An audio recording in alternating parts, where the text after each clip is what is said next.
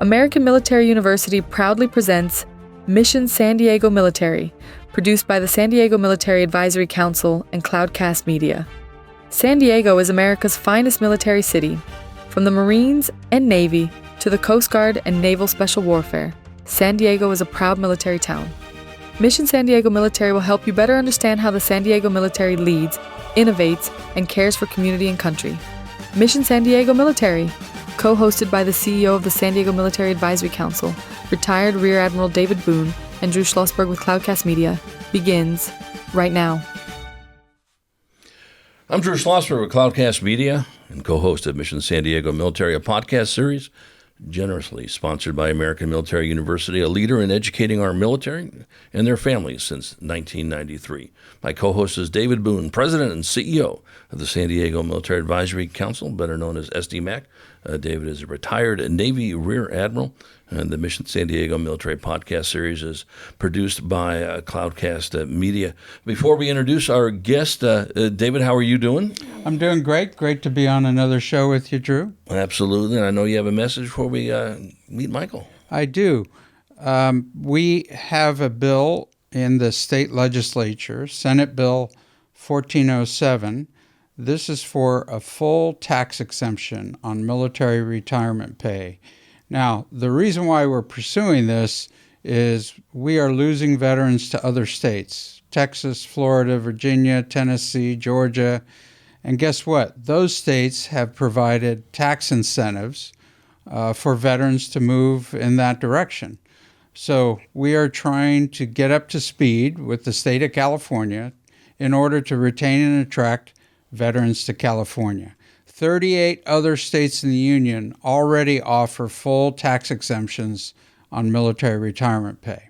So I need your help out there to our listening audience. All you have to do is get on our website, sdmac.org. Within the website is a page labeled Advocacy. Go into that page, you can read the bill, and we've already drafted a letter for you. All you need to do is put your name in, push go, and a letter will go to the legislature expressing support. If you want more than that, you can also download a draft letter that you can customize in any way you want. But this is critical to our ability to retain and attract veterans and keep them here in California. Yeah, encourage the audience to do exactly what the Admiral had said. Do you want to go ahead and introduce our guest? Yeah, we have a great guest today in Professor Michael Meyer from UC San Diego. And let me preface the introduction. San Diego Military Advisory Council has, over the years, done a number of different studies. But one of the consistent studies we've done, 2025 was our 18th year, is to produce an economic report to showcase the defense contribution to the San Diego region, not just San Diego City, the San Diego region. And so this report, the 2025 report, is the latest, and you can get a copy of it. Go back to our website, sdmac.org. You can download an electronic copy of the report. And so that's what we're going to talk about today. And Professor Michael Myers leads a group of students that we partner with at UC San Diego Rady School of Management. And so we're going to talk about that relationship and how we go about putting this report together. Absolutely. So welcome to the show, Michael. Thank you. Happy to be here. Well, really appreciate that. Just a quick little introduction of the Rady School of Management to our audience, your mission and your core beliefs. Yes, so the Rady School of Management is UC San Diego's business school. We recently celebrated our 20th anniversary. I also recently celebrated my 20th anniversary at UC San Diego. And we've grown quite a bit from when we first started off teaching in borrowed space in the corner of the campus. We really take the approach that business is a science, which is distinct from a lot of business schools. A lot of business schools really sort of pursue teaching the way that we've always done things. But at UC San Diego, at the Rady School of Management, we very much believe in a science-based, evidence-based approach to business. And so our focus is on doing meaningful research and then using the results of that research to build and grow educated and principled leaders. Yeah, how long have you been involved with this report? So this was 2025 was my 5th year. Nice. Yes, we've had the opportunity to see a lot of change over the last few years. You know, I want to brag a little bit about this if I can. This report is revered, not just locally, but I know David and his the previous heads of SDMAC would go back to D.C., of course, and also up to Sacramento and so forth. And our congressmen and women just embrace this, and rely on it. Talk about that, David, how important it is. Our elected officials, whether at the national or state, local level, all rely on this report. Our industry professionals, industry community use the report. Elected officials, but also community leaders.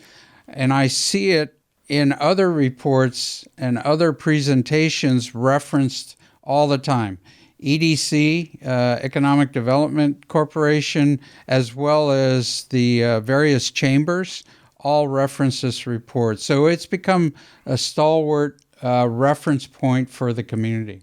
Exactly. So let's get into it. What the results show? Well, before we get into the numbers, I want to point out the cover picture and what the background is. So you look at the picture, and it's got this kind of funny-looking ship that's listing to one side, and there's this arc of light.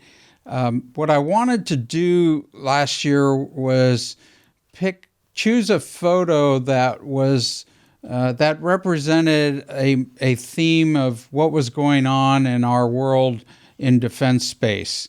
And last year, as you may know, we had ships in the Red Sea that were being attacked by the Houthi rebels, either attacked directly or they were attacking Israel.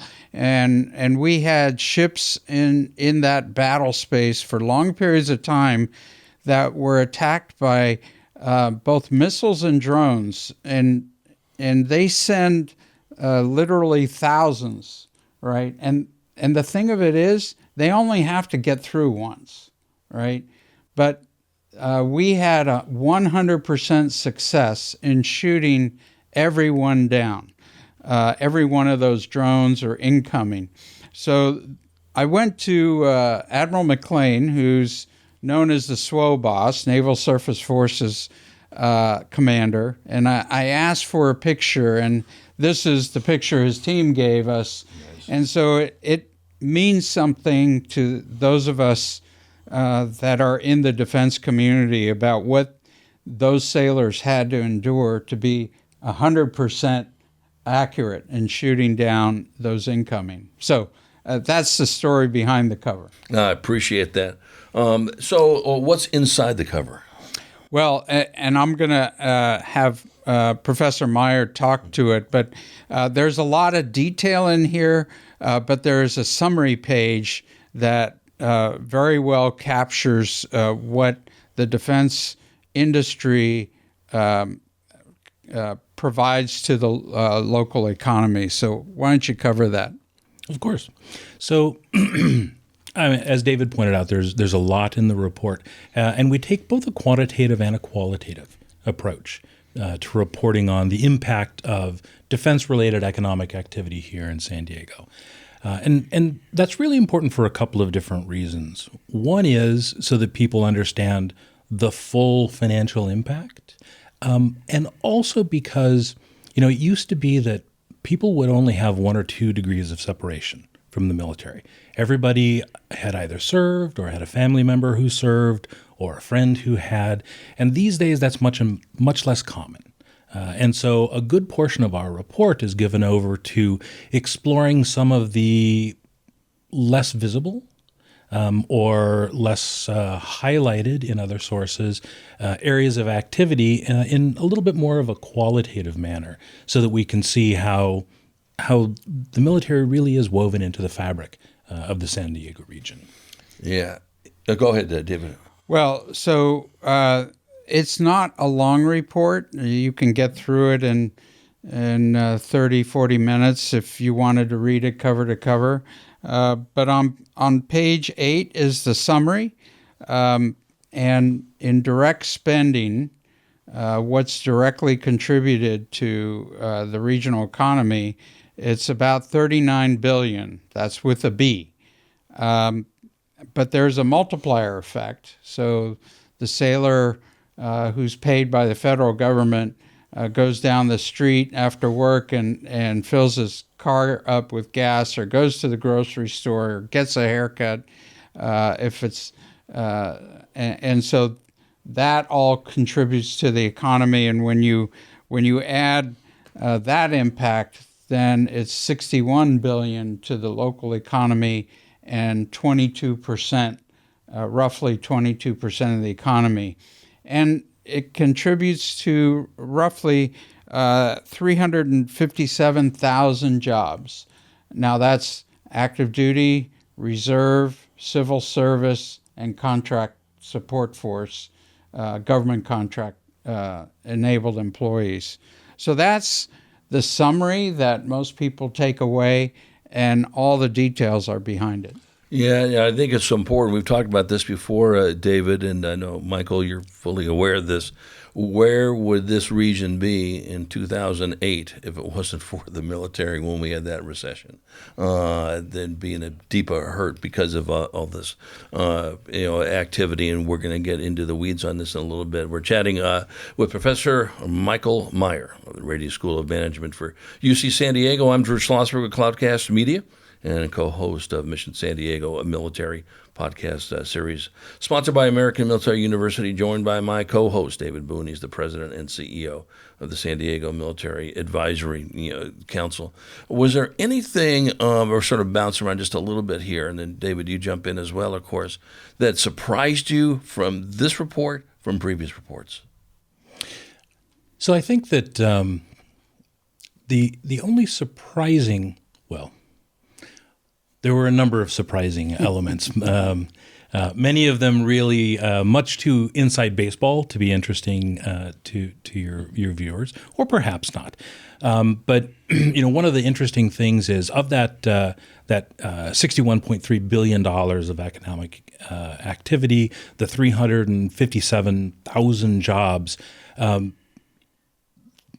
Looking at the direct spending and then the overall impact, the impact of that multiplier effect for every dollar that we spend in contracting or spend directly into the San Diego economy, the San Diego economy benefits by about $1.56. And it is that follow-on effect that David was referring to, that the contractors, they have to go out and buy supplies. They pay their people buy groceries, go out to dinner, pay rent, take their kids to the orthodontist. And so even at 2 or 3 degrees of separation from the direct military activity, everybody here benefits. I think probably the most striking and the most surprising for me aspect of that is when we look at the employment figures. Of that 357,000 jobs, only 143,000 of them are actually direct employees of the Defense Department. About 76% of those are active duty personnel. About 19% of those are civil servants, and 5% of those are reservists. And so while it is a significant number of direct jobs that the military creates here, all of the rest of those are defense contractors. And that's a great point to emphasize is of the direct spend, roughly $39 billion, about $20 billion was in government contracts. So it's a significant part of the ecosystem. And certainly there are some big contractors you would expect General Atomics, Northrop Grumman, but over 2,000 of them were small businesses. So we have both large and small businesses that participate in this ecosystem. Yeah, I don't think we can talk about it enough. You mentioned the EDC earlier, run by Mark Rady, or it's the Chamber with Chris Cate, and it's always been this way. I'm preaching to the congregation with Michael right here, of course. It's small business. That's the driver. What do we have, 80,000 in this county or more? Am I right, wrong? So I actually don't know the total number of the San Diego region small businesses, but kind of diving into the figures that David was referring to, of that $19.8 billion of contract spend, the top 4 defense contractors account for about 40% of that. And the top 20 defense contractors account for about 2/3 of that. And that remaining 2,000 small businesses is 1/3 of about $20 billion. Mom and pops. Yeah. Across the entire region. So one of the things, Professor Meyer, I'd like you to talk about is in the summary, it shows a 3% decline from last year. Would you explain what that is likely a cause of? Yes. So that's part of the interesting of this past year, and also tease up some more interesting for next year's report. So we report on a fiscal year basis, 1 October to 1 October of the following year, following the federal fiscal year. And in fiscal year 25, the Defense Department operated under a continuing resolution, which means that the budget was the budget that we had last year. There were no increases. And so what we saw was that our military leadership were being responsible stewards of the resources that they had to hand. And we saw a portion, an additional portion of the budget that they had really allocated towards pay raises for our active duty military personnel, also re-enlistment bonuses for the specialties that were in high demand and short supply in our forces, and then some belt tightening in other places to offset that, and a certain amount of holding in reserve. And I think it's that holding in reserve that really reflects the source or is the source of that 3%. I mean, to put it in everyday terms, if money is tight, you're going to really focus on the things that have to be done, and you're going to hold you may hold off on painting the kitchen so that you have a little extra in case you've got to call in the plumber. But we also saw a decline in the civil service population, right? We did as part of the layoffs and the early retirements that were offered at the federal level. We saw a definite decline in the civil service. We saw a number of early retirements. We actually saw an increase, a slight increase in the defense retired population in the area, which I think I'd like to actually be really precise about that, because David is absolutely correct in being laser focused on protecting military retired pay.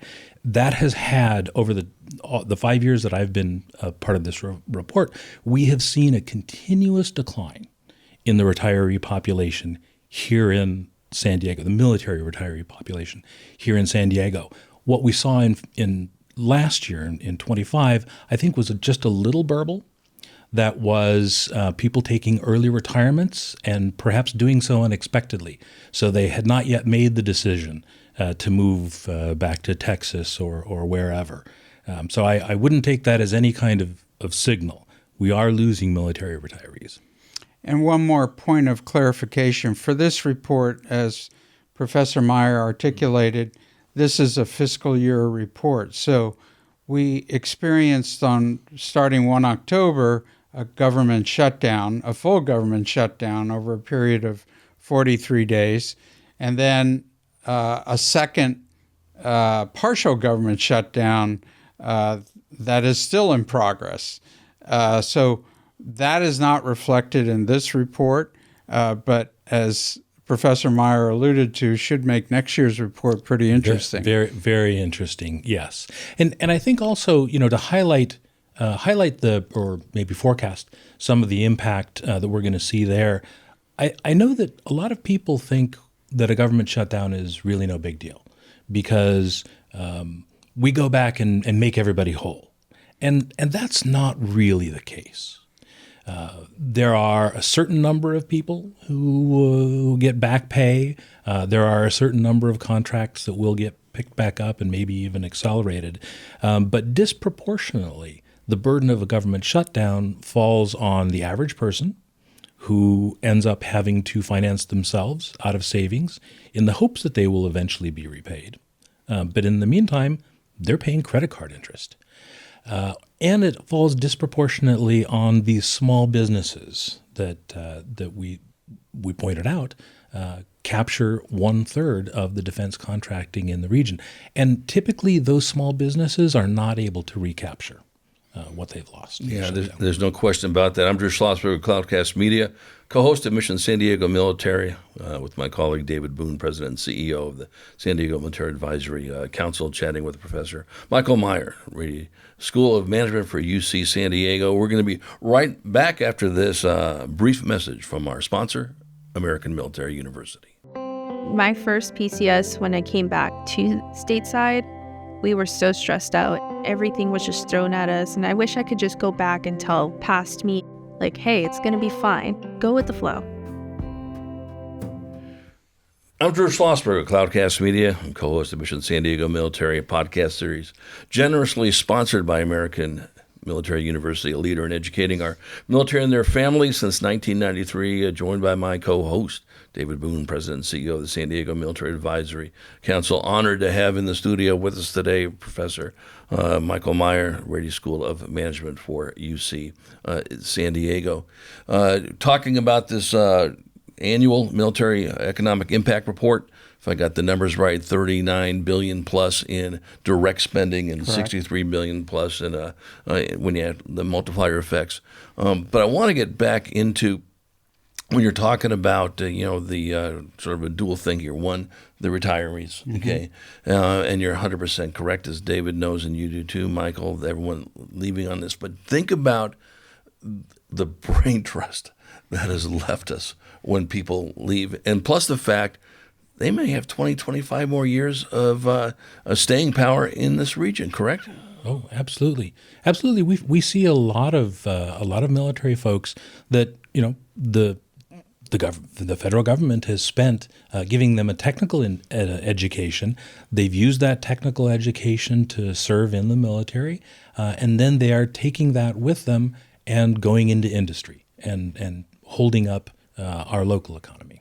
So let me put some of this in a context. The average military retirement pay in California is $34,000.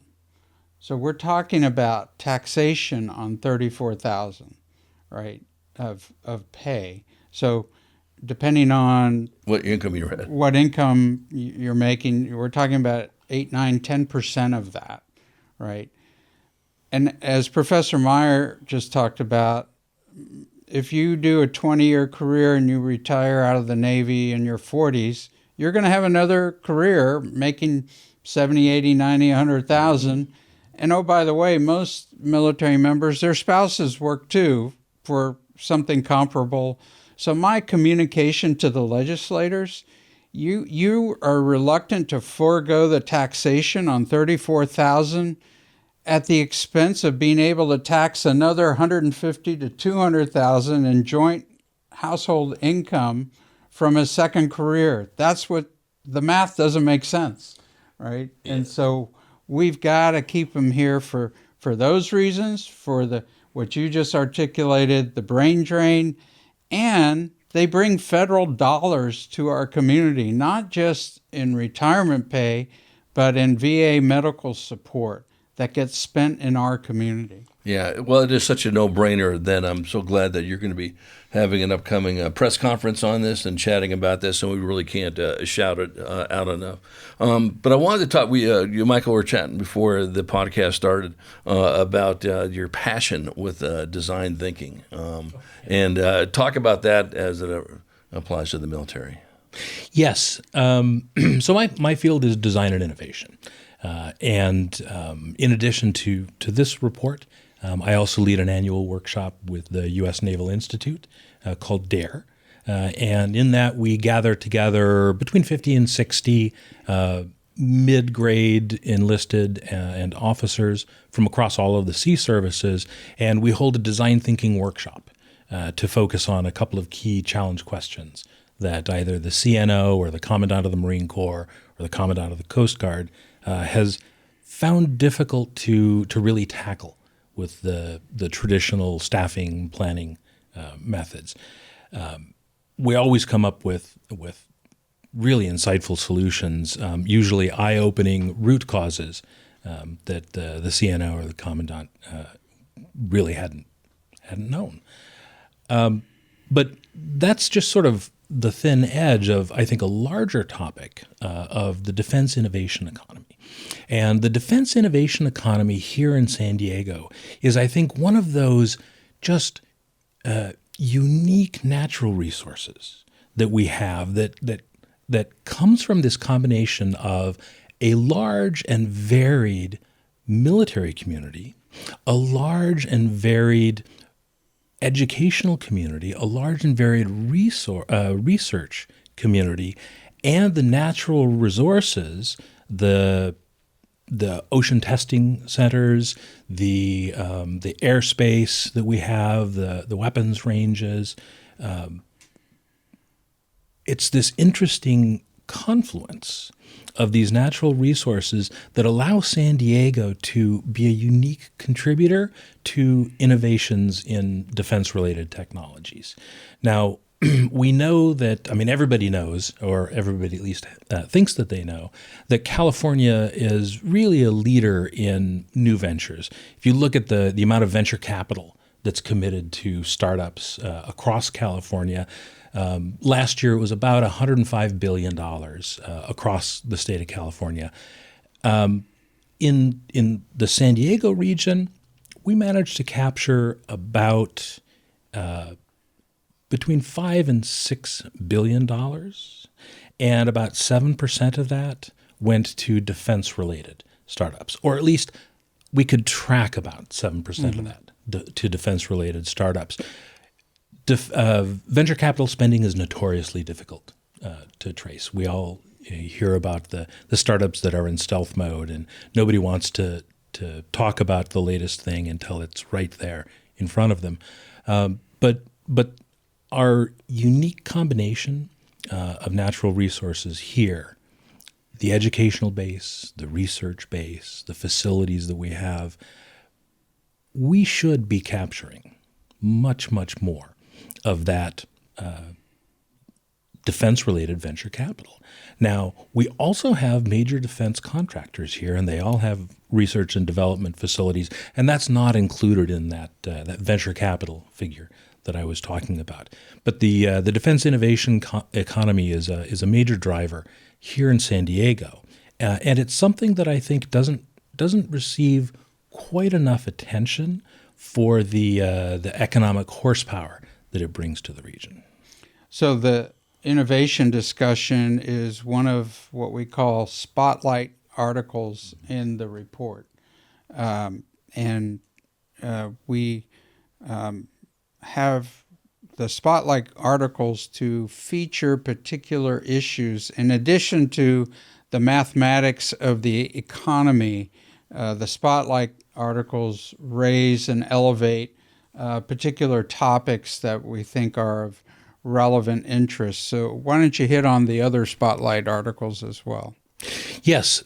So a few of the other spotlight articles that we had in the 2025 report, one was the nonprofit military-related support activities, and that's it's a wide range of organizations, many of whom fly under the radar.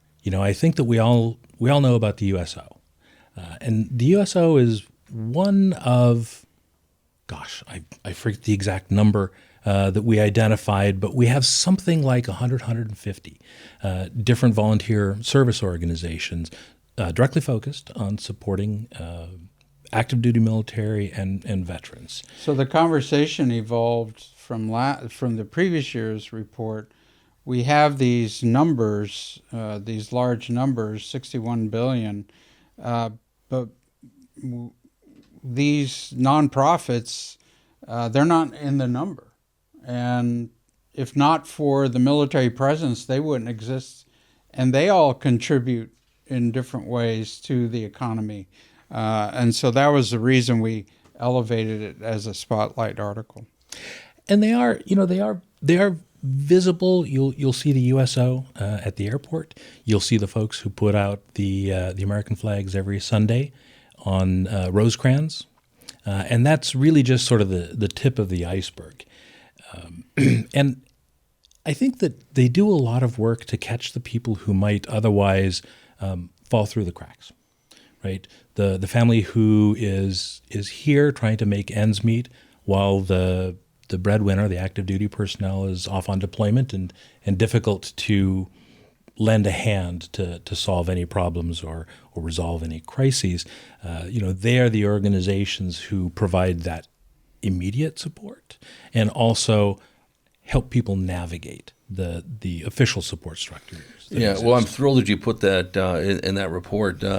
I've been saying this for quite a bit on some of the other shows that David has been on as well. There's 8,000 to 13,000 nonprofits in San Diego County, depending on which study you're going to use. Mm-hmm. And people who don't think that nonprofits aren't an economic driver don't understand nonprofits.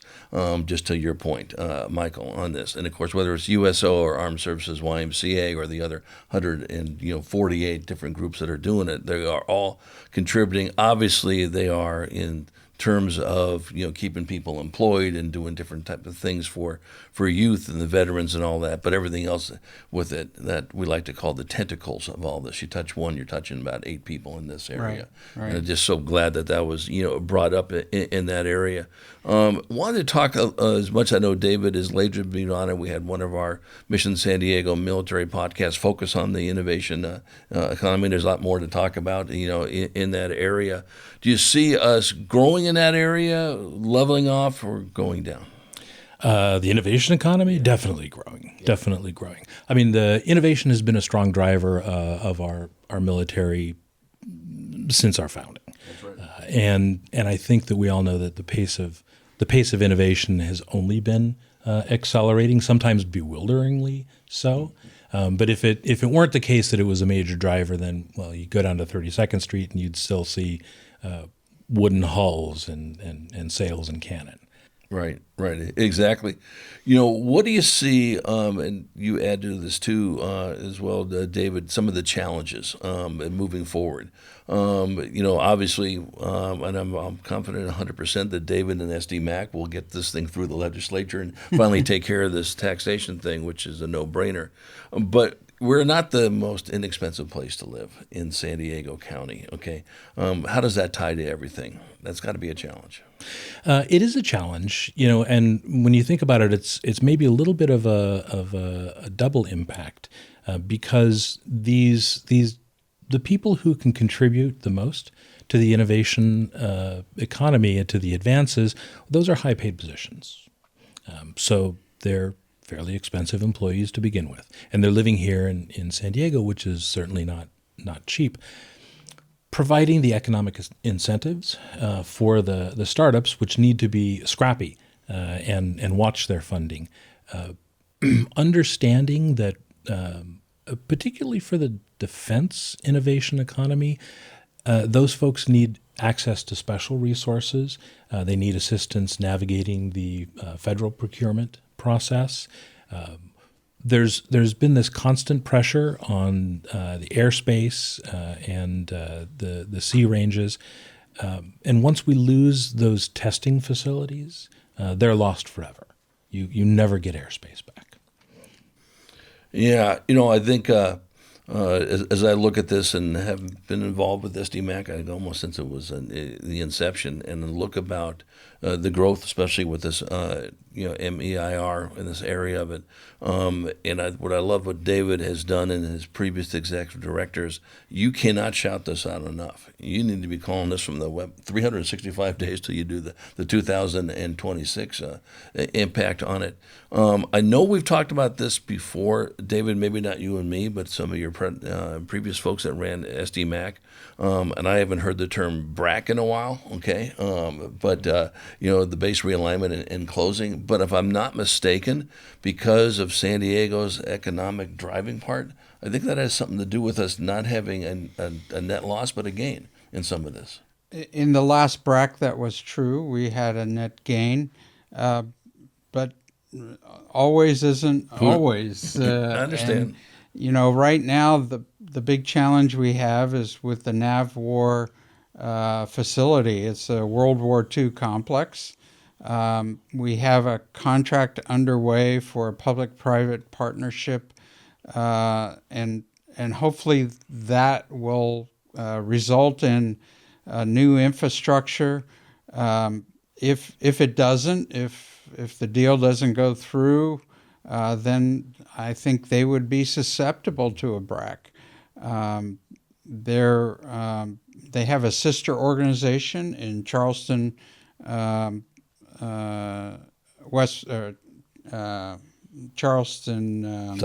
South Carolina, who is urging them the headquarters to come back east to the East Coast, that much closer to the center of gravity in Washington, D.C. So I think we always have to be vigilant to, and the good thing is, good or bad, our biggest adversaries are to the west, and that makes us closer to the tip of the spear that makes this area relevant.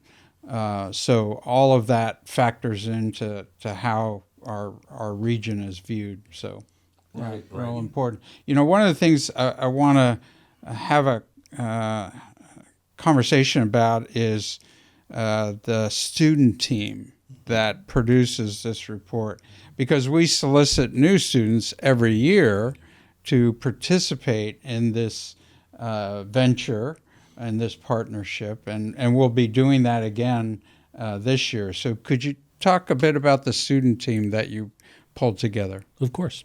So the student team is drawn from our MBA program, our Master's in Business Administration, typically between 6 and 8 students, some of whom will have a military connection, whether they're veterans or family of veterans or even active duty. We have a number of active duty students at the business school.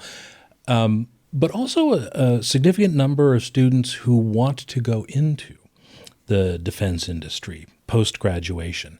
And everyone looks at it as an opportunity to gain a greater understanding of the defense economic base here in San Diego, and also to build connections. And kind of cutting to the chase on this, we typically have 2 or 3 students out of every team who end up with a full-time job in the defense industry here in San Diego as a result of the connections that they've made.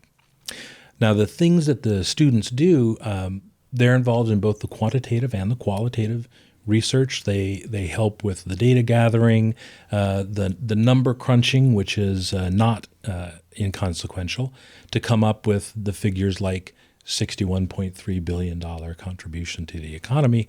And they also go out and they research these spotlight areas, come up with the stories, and also come up with the numbers that help demonstrate how impactful those focused stories really are. Yeah, I can't even get my hands around that number and how much work goes into the hours to go ahead and get the right data. And I know you folks are laser beamed on making sure it's the right data that's published in there. That is just a monstrous task. It's a significant task, and the data comes from a number of different sources. So we're fortunate, and this is completely through the resources that SDMAC can bring to bear. We're fortunate to have direct connections to very helpful parts of the federal system to get the numbers for, say, payroll data and personnel numbers. In an anonymized fashion. We can't track anybody. We can't identify anybody individually. But in aggregate, we can do a very accurate accounting of that. Some of our data comes from the government spending data that the Government Accounting Office compiles. So we also know that that's quite accurate. And then there are a number of other publicly available sources that we use. So all in all, it's a large data collection and analysis exercise that yields a number that we can really stand behind with confidence. I would like to point out that for most of the history of the United States, federal government data sources have been the gold standard. You know that if it came from the federal government, that it was accurate. What we saw in this last year or so, with the early retirements, the cut in personnel, we saw a noticeable decline both in the timeliness and the quality of the data that we were getting, which makes it difficult to do a good accounting and analysis, and that's a capability that we will take a long time to rebuild. So the data shows the top end numbers, but we also broke the numbers down by installation. And that was at the specific request of SANDAG, our regional transportation authority, which they use to do their transportation planning in and around our military bases. So they were key in asking for a particular format in order to facilitate their work. The other thing I want to point out with the student population, they at the end of the year when we produce a final report, as you know, we hold a brunch where we feature this as the topic at our SDMAC Speaker Series event. We do a press conference and we do a report out to the lunch crowd, usually brings in about 300 people, where Professor Meyer and I do a report out on what the report contains. And the students participate in that, and often, as he said, they make network connections with industry to find second careers. So it's interactive. While we're in the process of developing the report, we have weekly calls every Thursday afternoon, so they get more than enough face time with me to do a status on where are we, where are we going, what do we need to do. So there's a lot of interaction between academia and with what we're trying to accomplish. And the students also get a significant amount of hands-on practical experience compiling a report like this. This is analogous to the annual report that a large corporation would pull together. So for them to have that in their professional portfolio is very strong. Yeah, well, we know how important that is for many different reasons, and it's talked up quite a bit. I'm Drew Schlossberg of Cloudcast Media and co-host of Mission San Diego Military Podcast Series, generously sponsored by American Military University, a leader in educating our military and their families since 1993. Honored to have as my co-host David Boone, President and CEO of San Diego Military Advisory Council. Thrilled that Professor Michael Meyer from the Rady School of Management from UC San Diego has been chatting with us. We always ask this question at the end to our guests.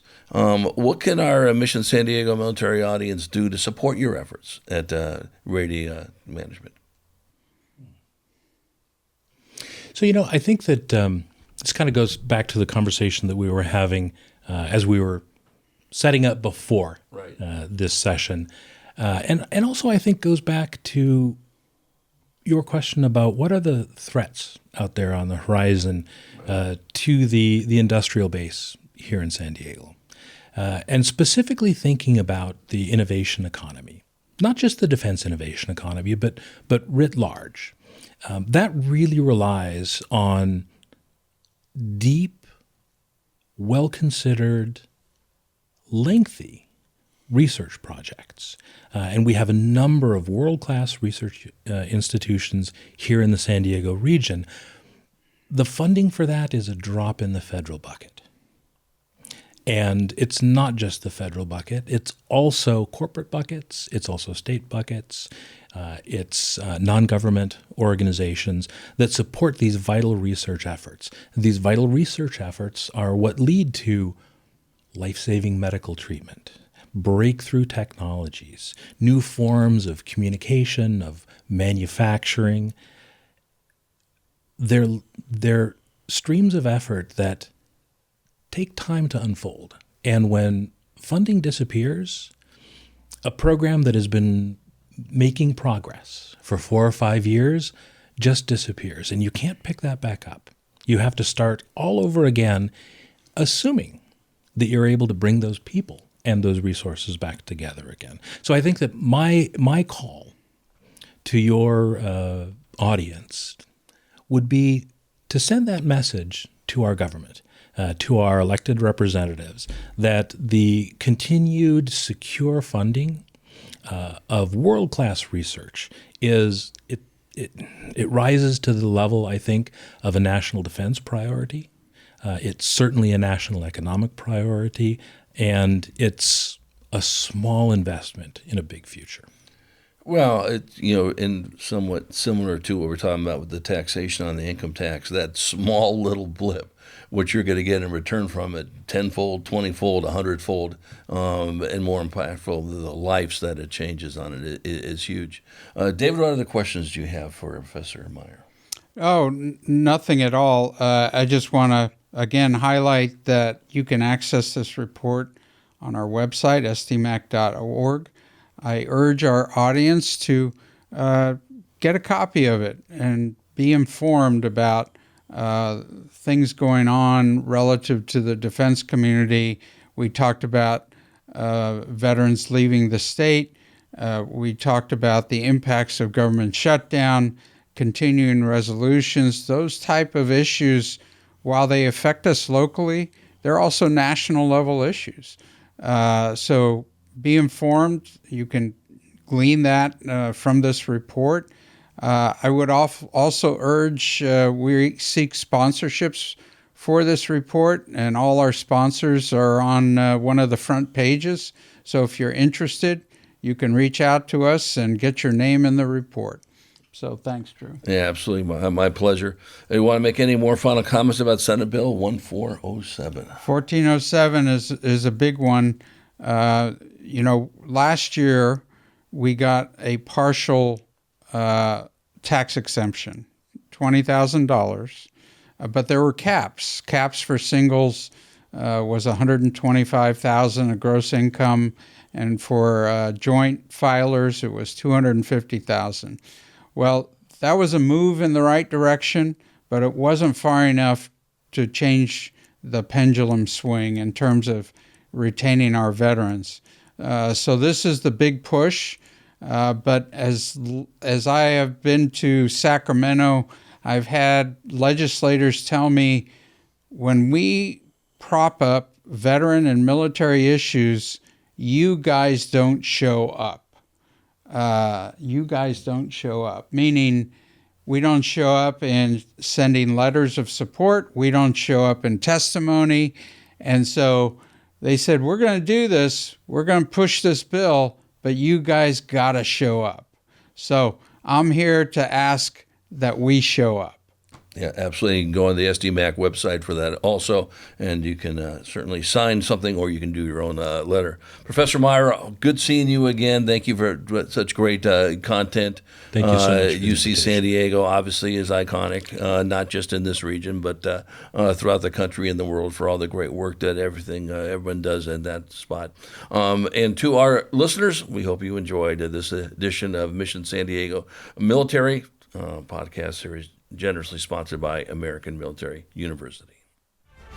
We hope you enjoyed this episode of Mission San Diego Military, presented by American Military University, an educational leader for active duty military, veterans, and their families. Mission San Diego Military is produced by the San Diego Military Advisory Council in partnership with Cloudcast Media, the national leader in local podcasting. We're sure you learned quite a bit about why San Diego is America's finest military city. Please like, subscribe, and share the show. Cloudcast Media.